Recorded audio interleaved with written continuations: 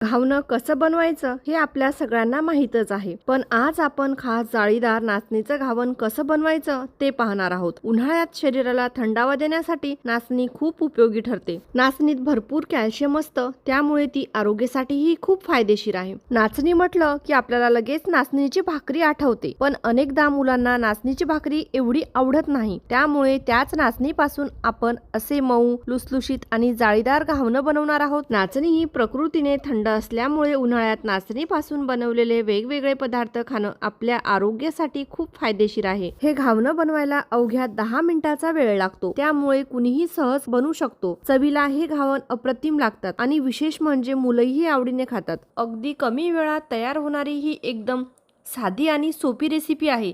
यासाठी लागणारं साहित्यही खूप कमी आहे, त्यामुळे कुणीही सहज घरी बनवू शकतो।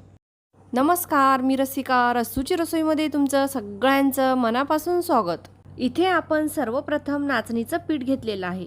हे अगदी तेच पीठ आहे जे आपण भाकरीसाठी दळून आणतो।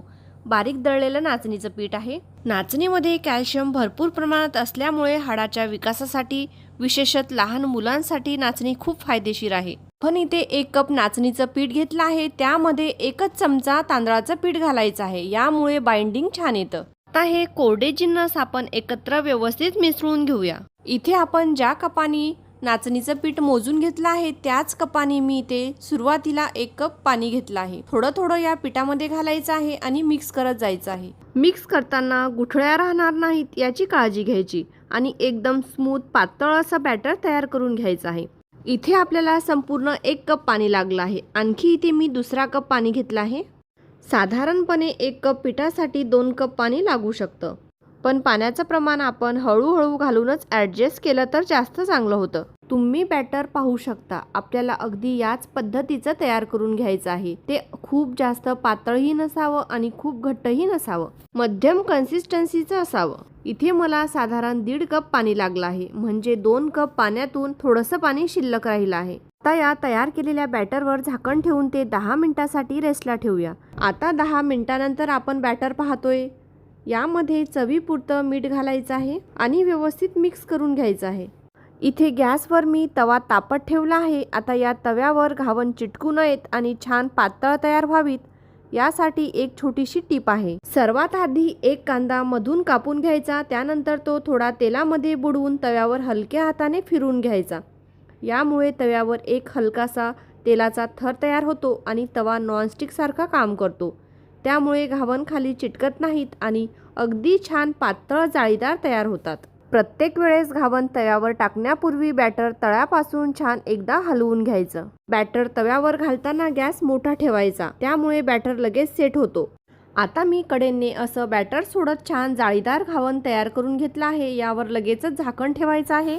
गॅस आता लहान करायचा आणि फक्त 10 सेकंद झाकण ठेवायचं। यापेक्षा जास्त वेळ ठेवलं तर घावण चिकट होण्याची शक्यता असते। बघा, साधारण 10 सेकंदानंतर मी झाकण काढलं आहे।